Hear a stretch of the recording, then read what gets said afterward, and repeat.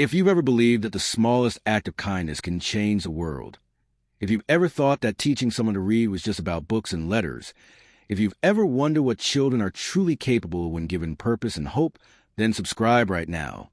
Because this is a story of a teacher who saw potential where others saw only poverty and desperation, who turned forgotten children into the most unlikely heroes of World War II, who proved that the most invisible people can become the most powerful weapons. Stay until the end, because what these children accomplished will leave you speechless. Her name was Hanna Lewandowska, and in the winter of 1938, she was 29 years old, teaching at a small elementary school in the Praga district of Warsaw, Poland. Praga was the working-class neighborhood on the eastern bank of the Vistula River, separated from the more affluent center of Warsaw by the wide, cold waters that divided the city both geographically and economically. It was a place of narrow cobblestone streets lined with tenement buildings whose facades were stained with soot from coal fires, where laundry hung between windows on lines that crisscrossed the alleys like urban spiderwebs, where the smell of cabbage soup and coal smoke mixed with the sharper scent of the tanneries and factories that provided employment for most of the district's residents. Hanna had grown up in Praga herself, the daughter of a factory worker and a seamstress, and she knew intimately the struggles of the families who lived there. She had watched her own parents work themselves to exhaustion for wages that barely kept food on the table, had seen her younger siblings go to bed hungry more nights than not, had understood from an early age that poverty was not a moral failing, but a trap that was almost impossible to escape. Education had been her way out, a scholarship to a teacher's college that her parents had sacrificed everything to help her accept, going without necessities so she could have books and proper clothes and the chance at a better life. Now, as a teacher, Hanna was determined to provide that same chance to the children of Praga. She taught at the Szkoła Podstawowa Numer 7, primary school number 7, a 3-story brick building with high windows that let in weak winter light, and a coal furnace that never quite heated the classrooms adequately. Her students were the children of factory workers, dock laborers, street vendors, and washerwomen, children who came to school with worn shoes and patched clothes and often empty stomachs. Many of them struggled with the curriculum, not because they lacked intelligence, but because they were tired and hungry and worried about their families, because learning grammar and mathematics seemed irrelevant when their parents couldn't afford rent, and their younger siblings were sick, and there was never enough food. But Hanna saw past the poverty and the struggle to the potential underneath. She saw children who were clever and resourceful, who had learned to navigate a harsh world with creativity and determination, who possessed a kind of street wisdom that was just as valuable as book learning. She saw children who deserved better than what life had given them, who deserved a chance to become something more than what their circumstances dictated. Among her students were the street children, the ones who didn't live in the tenements but in the spaces between, in abandoned buildings and under bridges, and in the corners of warehouses where they could find shelter from the cold. These were children who had lost their parents to disease or accident or abandonment, who survived by begging and stealing and doing odd jobs for pennies, who were invisible to most of society, noticed only when they were being chased away from storefronts or accused of theft. Most teachers ignored these children or actively discouraged them from attending school, seeing them as disruptive influences who would corrupt the other students. Hanna saw them differently. She saw children who were survivors, who had learned to be observant and quick-thinking and adaptable because their lives depended on it. She saw children who were hungry not just for food, but for knowledge, for connection, for someone to see them as human beings with value and potential. And she made her mission to reach these children, to bring them into her classroom, to teach them not just reading and writing, but that they mattered, that they had worth, that they could become something extraordinary. She started by simply talking to them. She would find them in the streets near the school, huddled in doorways or running errands for shopkeepers, and she would sit down beside them and ask about their lives. She didn't lecture or judge or try to fix them immediately. She just listened, learned their names, heard their stories. There was Pyotr, a 12-year-old boy with sharp eyes and quick hands who had been living on the streets since his mother died of tuberculosis 3 years earlier. There was Kasia, a 10-year-old girl with tangled blonde hair and a fierce independence who had run away from an orphanage where she had been beaten and starved. There was Yanek, an 11-year-old with a limp from a badly healed broken leg, who made money by carrying packages for travelers at the train station. There was Zozia, a 9-year-old who was small for her age and had learned to make herself invisible, slipping through crowds to pick pockets with fingers as light as air. Hannah invited these children to come to her classroom after regular school hours, when the building was empty and quiet. She told them she would teach them to read and write, that she would give them food, that she wouldn't ask them to change who they were or where they lived, that she just wanted to give them skills that might help them survive. She expected maybe 1 or 2 to show up. Instead, on that first evening in January of 1938, 7 children came, including the 4 she had specifically invited, and 3 others who had heard about the offer and wanted to be part of it. Hannah started with the basics. She taught them the alphabet, the sound of letters, how to combine those sounds into words. She used materials from everyday life, teaching them to read street signs and shop names and newspaper headlines, things that were relevant to their existence. She taught them to write their own names, and she watched their faces light up with wonder and pride as they saw their identities transformed into marks on paper, made permanent and real in a way they had never been before. But she also fed them. She brought bread and cheese and apples from her own meager supplies, and later, when word spread and other teachers and community members learned what she was doing, donations started coming in. Hot soup, day-old pastries from bakeries, vegetables from market vendors who had produce that was too old to sell but still good enough to eat. The children came as much for the food as for the lessons, and Hannah didn't mind. She knew that you couldn't learn on an empty stomach, that Maslow's hierarchy of needs was real and practical, that before you could teach a child to read, you had to make sure that child wasn't starving. The group grew. By the spring of 1938, Hannah was teaching 15 street children in her after-hours classes. By summer, there were 23. They ranged in age from 7 to 14, and they came from all over Praga and even from across the river, from the central districts where street children were more harshly persecuted and had learned to be even more invisible. They were a ragged, diverse group, but they shared a hunger for learning and a fierce loyalty to Hannah, who was the first adult in most of their lives who had treated them with respect and kindness. Hannah taught them more than just reading and writing. She taught them history and geography, telling them stories about the world beyond Warsaw, about other countries and cultures and ways of life. She taught them basic mathematics, showing them how to calculate prices and make change and understand the value of money. She taught them about hygiene and health, about how to stay clean and avoid disease, about basic first aid. And she taught them about dignity and self-worth, about the fact that their circumstances didn't define their value as human beings, that they had the right to dream and hope and aspire to better lives.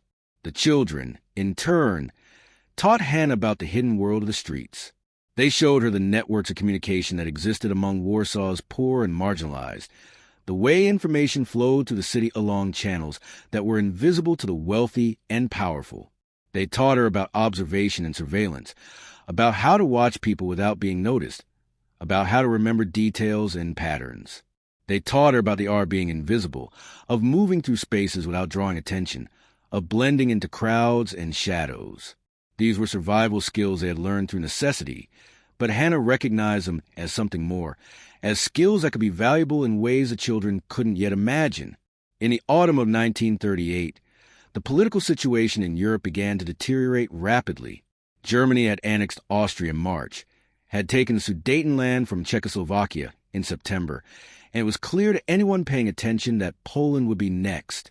The newspapers were full of ominous reports about German military buildup, about Hitler's demands for the return of territories that had been part of Germany before World War I, about the failure of Britain and France to stand up to German aggression. War was coming, and everyone knew it. Hannah watched the news with growing dread. She knew what war would mean for Poland, for Warsaw, for the people of Praga. She knew that the poor would suffer most, that the street children she had come to love would be even more vulnerable, that the fragile safety net she had built for them would be swept away. She lay awake at night trying to think of ways to protect them, to prepare them for what was coming, but she felt helpless against the tide of history that was about to crash over them all. The German invasion came on September 1st, 1939. The Blitzkrieg swept across Poland with terrifying speed, and within 3 weeks, Warsaw was under siege. Hannah's school was closed, converted into a hospital for wounded soldiers and civilians. Her apartment building was damaged by bombing, and she moved into a basement shelter with dozens of other residents, huddling in the darkness while the city above them was torn apart by artillery fire and aerial bombardment. During the siege, Hannah lost track of most of her street children. The city was in chaos, with people fleeing or hiding or trying desperately to survive the constant shelling. She searched for them when she could, venturing out during lulls in the bombing to check the places where she knew they sheltered, but she found only empty spaces and destruction. She feared the worst, that they had been killed in the bombing, that they had starved, that they had been caught in the crossfire between Polish defenders and German attackers. Warsaw surrendered on September 27th, and the German occupation began. The city was devastated, with entire neighborhoods reduced to rubble, thousands of civilians dead, and survivors facing an uncertain and terrifying future. The Germans immediately began implementing their plans for Poland, arresting intellectuals and community leaders, confiscating property, imposing harsh restrictions on the Polish population. For Jews, the persecution was even more severe, with immediate requirements to register, to wear identifying armbands, to submit to arbitrary arrests and violence. Hannah returned to what was left of her apartment and tried to figure out how to survive in this new reality. The schools remained closed, so she had no job and no income. Food was scarce and expensive, available only through German-controlled ration systems that provided barely enough to survive. The winter of 1939 to 1940 was brutally cold, and with coal supplies limited and controlled by the Germans, people froze in their homes, burned furniture and books to stay warm, watched the elderly and the very young die from the cold and hunger. It was in November of 1939 that Pyotr found her.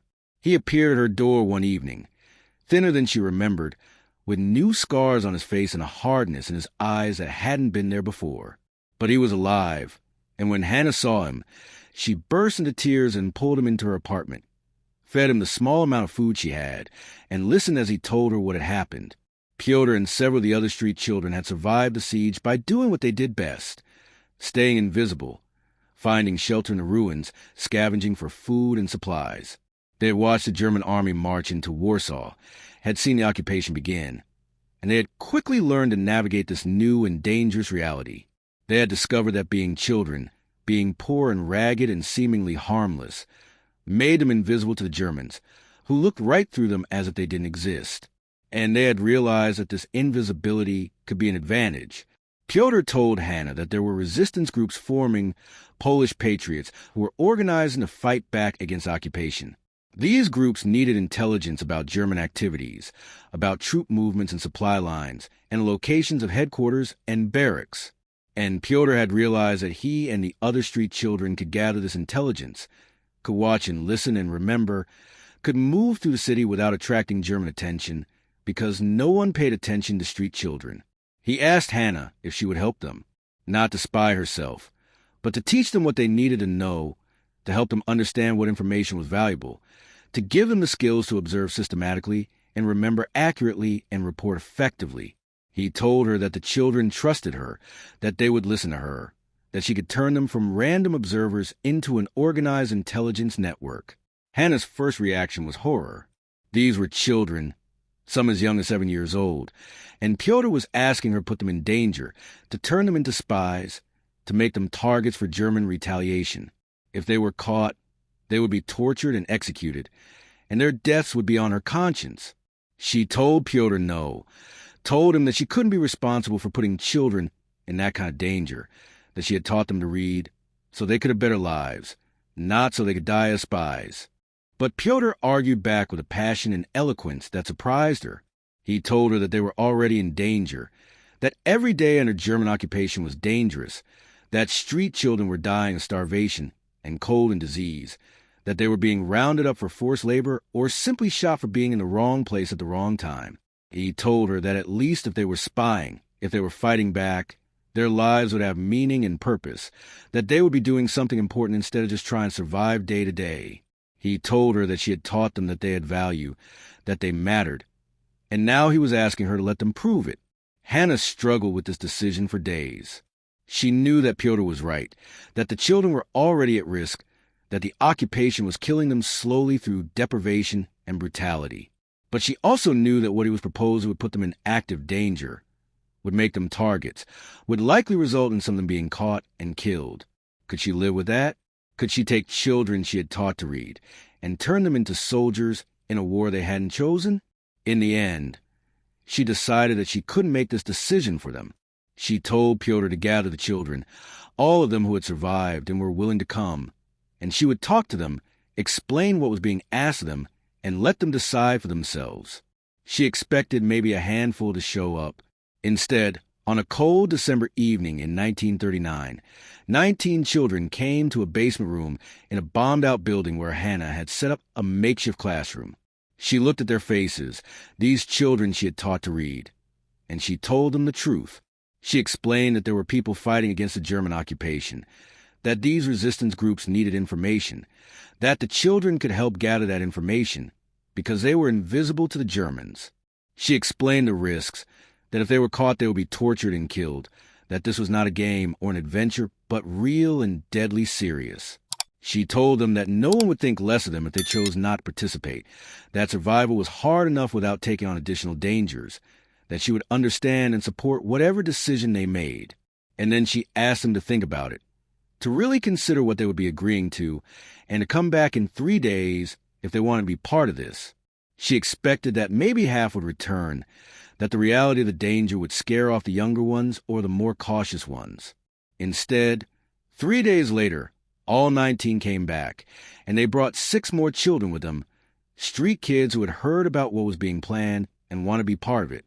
Hannah looked at these 25 children, ranging in age from 7 to 15, and she felt a complex mixture of pride and terror and determination. They had chosen this, had decided that they wanted to fight back, that they wanted their lives to mean something beyond mere survival, and she had a responsibility to give them the best possible chance of succeeding and surviving. She began training them systematically. She taught them observation skills, how to watch without staring, how to remember details, how to estimate numbers and distances.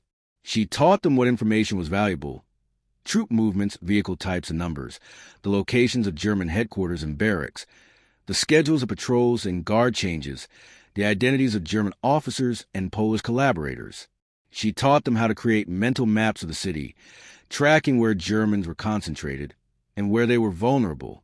She taught them memory techniques, ways to retain large amounts of information without writing anything down, because written notes could be discovered and would be evidence of espionage. She taught them mnemonics and visualization strategies, how to associate information with images and stories that would make it easier to remember. She drilled them repeatedly, testing their recall, pushing them to be more accurate and more detailed. She taught them about security and compartmentalization. Each child would work independently or in small groups, and they wouldn't know what the others were doing or what information they were gathering. This way, if one was caught and interrogated, they couldn't betray the entire network. She taught them how to recognize that they were being followed, how to lose a tail, how to create alibis and cover stories. She taught them never go directly from an observation to a meeting, to always take circuitous routes, to always assume they might be watched. And she taught them codes and communication methods. They couldn't simply report what they saw in plain language, because messages could be intercepted. So Hannah created simple codes based on things the children already knew, using street names and shop signs and common objects to represent military units and equipment. She taught them how to leave messages in dead drops, hidden locations where information could be deposited and retrieved without direct contact. She taught them how to use chalk marks and arranged objects as signals, creating a silent language that could communicate across the city. The training took months, conducted in secret in basements and abandoned buildings, always moving locations to avoid detection, always careful to appear as if they were just street children gathering for warmth or to share food. Hannah was amazed by how quickly the children learned, how naturally the skills came to them. They were already expert observers, already knew how to move invisibly through the city, already understood the importance of not attracting attention. She was just giving structure and purpose to abilities they had developed through years of survival. By the spring of 1940, Hannah's network of child spies was operational. She had made contact with the Polish resistance through intermediaries, had established protocols for passing information, had created a system where the children would report to her and she would compile and analyze their intelligence before passing along to the resistance leadership. The children fanned out across Warsaw, watching German activities, gathering information, becoming the eyes and ears of the resistance in places where adult spies couldn't operate. The intelligence they gathered was remarkably valuable. Because the children were invisible to the Germans, they could get close to sensitive locations without arousing suspicion. They could loiter near German headquarters, watching who came and went. They could follow German officers through the streets, learning their routines and habits. They could eavesdrop on conversations in cafes and restaurants where Germans gathered, understanding just enough German to catch key words and phrases. They could count vehicles and convoys, identify unit insignia, track the movement of troops and supplies. Pyotr became one of the most effective operatives. He had a photographic memory and an ability to blend into any environment, to become so unremarkable that people forgot he was there. He would position himself near German checkpoints and administrative buildings, pretending to beg or sell newspapers, and he would watch and remember everything. He could identify German officers by their insignia and decorations, could estimate the size and composition of military units, could track patterns in patrol schedules and supply deliveries. Kasia specialized in following people. She was small and quick, could slip through crowds without being noticed, could tail a target for hours without being detected. She tracked German officers to their residences, identified which buildings were being used for what purposes, mapped out the German administrative structure in Warsaw. She also had a talent for befriending German soldiers, the young ones who were homesick and lonely, who would talk to a friendly Polish girl and reveal information without realizing what they were doing. Janek, despite his limp, was excellent at surveillance of transportation infrastructure. He spent his days at train stations and along railway lines, watching what was being shipped in and out of Warsaw, identifying military supplies and troop movements. His disability made him seem even more harmless, and Germans would often give him small amount of money out of pity, never suspecting that he was counting their supply trains and noting the markings on their equipment. Zozia, the youngest and smallest, became a master of infiltration. She could slip into buildings through windows and gaps that adults couldn't fit through, could hide in spaces where no one thought to look.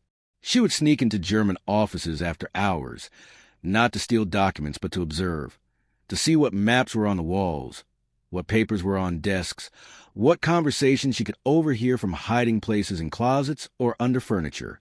The network operated for over a year without any major incidents. The children gathered intelligence that helped the resistance plan sabotage operations, avoid German raids, identify collaborators, and understand German military dispositions. Hannah compiled their reports, cross-referenced information from multiple sources, and created detailed intelligence summaries that were passed along to resistance leadership and eventually to the Polish government in exile in London and to British intelligence services. But in the summer of 1941, disaster struck. One of the children, a 13-year-old boy named Marek, was caught by the Gestapo. He had been following a German officer and had been spotted, and when he tried to run, he was captured. The Gestapo interrogated him, and despite Hannah's training, despite his courage, he was just a child, and under torture he broke. He gave them names, including Hannah's name, and he told them about the network of child spies. Hannah learned about Marek's capture from another child who had witnessed it, and she knew immediately that she had to act fast. She sent word to all the children to go into hiding, to disappear, to break all contact with each other and with her. She destroyed all her records and materials, burned papers and codes and maps, and then she prepared to run, knowing that the Gestapo would be coming for her. But before she could escape, they arrived. A squad of Gestapo agents surrounded her building, and Hannah was arrested and taken to Pauiak prison, the same notorious facility where political prisoners and resistance members were tortured and executed. She was thrown into a cell, and the interrogations began. The Gestapo wanted names. They wanted to know who else was involved in the spy network, who in the resistance she was working with, where the children were hiding. They beat her, burned her, broke her bones, subjected her days of continuous interrogation without sleep or food. The pain was beyond anything Hannah had imagined, and there were moments when she wanted to tell them everything, wanted to make the pain stop no matter the cost. But she thought about the children, about Pyotr and Kasia and Yannick and Zoj and all the others, about the trust they had placed in her, about the fact that they had chosen to fight because she had taught them that they mattered. And she endured. She gave the Gestapo nothing, no names, no locations, no information that could help them capture the children or dismantle the resistance networks. After 2 weeks of torture, the Gestapo realized they weren't going to break her. They sentenced her to death, scheduled her execution for the following week. Hannah was returned to her cell, barely conscious, her body broken, and she waited to die. She felt a strange sense of peace. She had protected the children, had given them time to disappear and survive. Her death would mean something, but she didn't die. 3 days before her scheduled execution, there was a massive escape from Pauillac prison, organized by the resistance with help from bribe guards. Dozens of prisoners escaped, including Hannah, who was carried out by other prisoners because she couldn't walk. She was taken to a safe house, where a resistance doctor treated her injuries, and she spent months recovering, her body healing slowly while her mind struggled with the trauma of what she had endured. During her recovery, Hannah learned what had happened to children. Most of them had escaped the Gestapo roundup, had gone into hiding as she had instructed, but 3 had been caught, including Merrick, and all 3 had been executed. Pyotr had taken charge of surviving children, had kept them hidden and safe, had maintained the network in a reduced form, continuing to gather intelligence even without Hannah's coordination. When Hannah was finally well enough to move, Pyotr came to see her. He was 15 now, nearly a man, hardened by 2 years of war and resistance. He told her that the children wanted to continue the work, that they wanted to rebuild the network, that they needed her help. Hannah's first instinct was to refuse, to tell him that she couldn't put them in danger again, that she couldn't bear to lose more of them. But Pyotr reminded her of what she had taught them, that they had value, that they could make a difference, that their lives could mean something beyond mere survival. He told her that the 3 children who had been executed had died as heroes, that they had fought back against evil, that their deaths had meaning because they had chosen to fight. He told her that the surviving children wanted the same chance, wanted to continue the work, wanted to honor their fallen friends by carrying on. And so Hannah agreed. She rebuilt the network, more carefully this time, with better security protocols and more compartmentalization. She trained new children who had heard about the network and wanted to join. She developed new codes and communication methods, new ways to gather and transmit intelligence. And the network continued to operate, continued to provide valuable intelligence to the resistance, continued to prove that even the smallest and most invisible people could fight back against tyranny. The network operated throughout the rest of the war, through the liquidation of the Warsaw Ghetto in 1943, through the Warsaw Uprising in 1944, through the final brutal months of German occupation. The children grew older, became teenagers and then young adults, but new younger children joined to replace them. A continuous stream of street kids who wanted to fight, who wanted to matter, who wanted to prove that they were more than what society assumed them to be. Hannah herself continued to coordinate the network, though she had to operate in deep cover, using false identities and constantly moving locations to avoid recapture.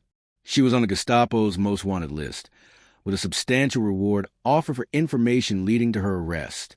But she remained free, protected by the children and by the broader resistance network, continuing her work until the very end of the war. Warsaw was liberated by Soviet forces in January of 1945, though by then the city was almost completely destroyed, with over 85% of its buildings reduced to rubble. The population had been decimated, with hundreds of thousands dead from combat, executions, disease, and starvation. The street children who had survived were among the few who knew how to navigate the ruins, how to find food and shelter in the wasteland that Warsaw had become. After the war, Hannah tried to account for all the children who had been part of her network. Of the original 25 who had started in 1940, 11 had survived the war. 14 had been killed, some caught by the Germans and executed, others killed in the fighting during the Warsaw Uprising, others dead from disease or starvation or the random violence of occupation. Each loss was a wound in Hannah's heart, a name and a face that haunted her dreams. But those 11 survivors and the dozens of other children who had joined the network over the years and survived had accomplished something extraordinary. They had gathered intelligence that had helped the resistance conduct hundreds of successful operations. They had saved lives by providing warnings about German raids and roundups. They had identified collaborators who were betraying their fellow Poles. They had proven that children, street children, the most marginalized and dismissed members of society, could be heroes. Hannah spent the immediate post-war years trying to help the surviving children rebuild their lives. She worked with relief organizations to find them housing and education and job training. She advocated for them to receive recognition for their service, though this was complicated by the fact that Poland was now under Soviet control, and the communist government was suspicious of resistance members who had connections to the Western Allies. In 1947, Hannah emigrated to the United States, sponsored by a relief organization that was helping Polish refugees resettle. She settled in Chicago, where there was a large Polish community, and she found work as a teacher again, this time in a school that served immigrant and refugee children. She never forgot the children of Warsaw, the street kids she had taught to read and then trained to spy, and she dedicated the rest of her life to working with marginalized children, giving them the same message she had given her young spies, that they mattered, that they had value, that they could become something extraordinary. Hannah rarely spoke publicly about her wartime activities. The work she had done was classified, and many of the details remained secret for decades. But in the 1970s, as historians began seriously studying the Polish resistance, Hannah agreed to be interviewed.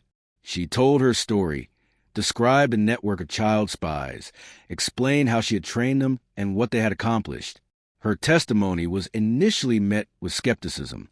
The idea that children as young as 7 had been effective intelligence operatives seemed implausible, almost fantastical. But as more evidence emerged, as other resistance members confirmed her account, as some of the surviving children came forward with their own stories, the truth became undeniable. Hannah Lewandowska had created one of the most effective intelligence networks in occupied Warsaw, and she had done it with street children, with kids that society had dismissed as worthless. In 1985, Hannah was invited back to Poland, which was still under communist control, but was beginning to acknowledge the contributions of non-communist resistance members. She was awarded the Order of Polonia Restytuta, one of Poland's highest civilian honors, for her service during the war. The ceremony was attended by several of her surviving former students, now in their 50s and 60s, successful adults with families and careers who had never forgotten the teacher who had believed in them when no one else did. Piotr was there, now a professor of history at the University of Warsaw, who had dedicated his career to documenting the Polish resistance. Kasia was there, a successful businesswoman who had built a company that employed hundreds of people. Janek was there, a doctor who specialized in treating children with disabilities. Zozia was there, a social worker who worked with street children, continuing the work that Hannah had started. They spoke at the ceremony. These former street children turned heroes, and they told the audience what Hannah had meant to them. They said that she had seen them when they were invisible, had valued them when they were worthless, had believed in them when they had no reason to believe in themselves. They said that she had taught them to read, and in doing so had taught them that they could learn, that they could grow, that they could become more than what circumstances had made them. And then she had given them a chance to prove it, to show that even the smallest and most powerless people could fight back against evil, could make a difference, could change the world. Piotr, speaking on behalf of all the survivors, said something that brought tears to Hannah's eyes. He said that Hannah had taught them that teaching someone to read was never just about books and letters, that literacy was about power and agency and the ability to shape your own destiny. He said that when Hannah taught them to read, she was teaching them that they had the right to knowledge, to information, to understanding the world around them.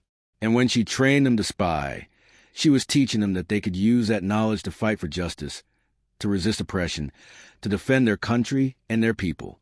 He said that the Nazis had dismissed them as street children, as worthless urchins who didn't matter, who could be ignored or eliminated without consequence.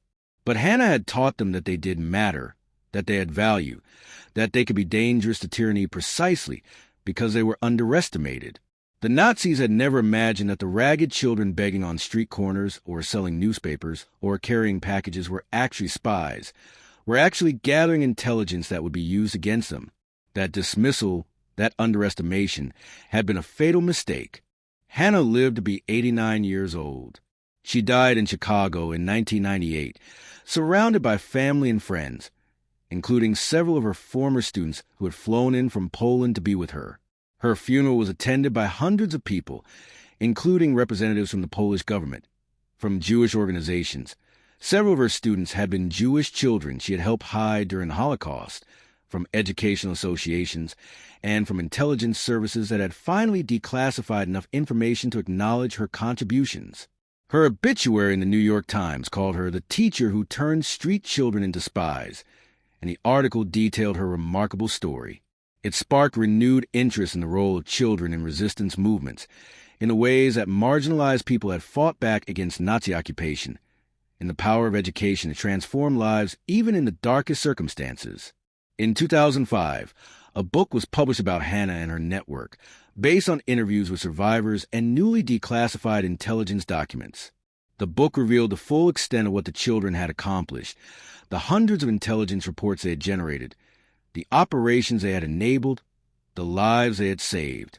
It revealed that British intelligence services had considered Hannah's network one of their most valuable sources of information about German activities in Warsaw, that the intelligence had been used to plan bombing raids and military operations that had contributed significantly to the Allied war effort. The book also revealed the cost. Of the approximately 80 children who had been part of the network at various times during the war, 32 had been killed.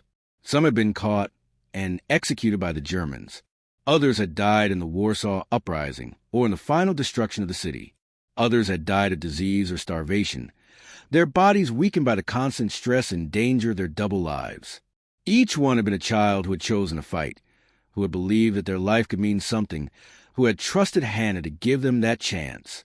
Hannah had carried the weight of those deaths for the rest of her life.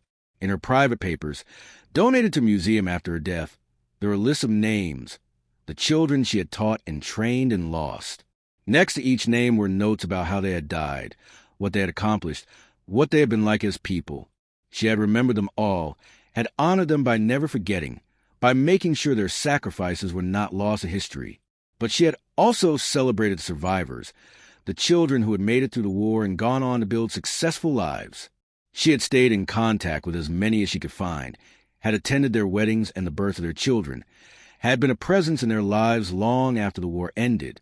They called her Pani Hannah, Mrs. Hannah, with a respect and affection that went far beyond what students typically felt for teachers. In 2010, the city of Warsaw erected a memorial to the child spies of World War II, located in the Praga district, where Hannah had first started teaching street children. The memorial featured bronze statues of children in various poses of observation and surveillance, and at the center was a statue of Hannah, depicted as a young woman with a book in one hand and a child's hand in the other. The inscription read, "She taught them to read, and in doing so, taught them to fight, in memory of Hannah Lewandowska and the children who spied for freedom." The memorial became a place of pilgrimage for educators, for former resistance members, for people who believed in the power of education to transform lives. School groups would visit, and teachers would tell the story of Hannah and her students, would explain how literacy and knowledge could be weapons against tyranny, how the most marginalized people could become heroes, how teaching someone to read could change not just one life, but the course of history.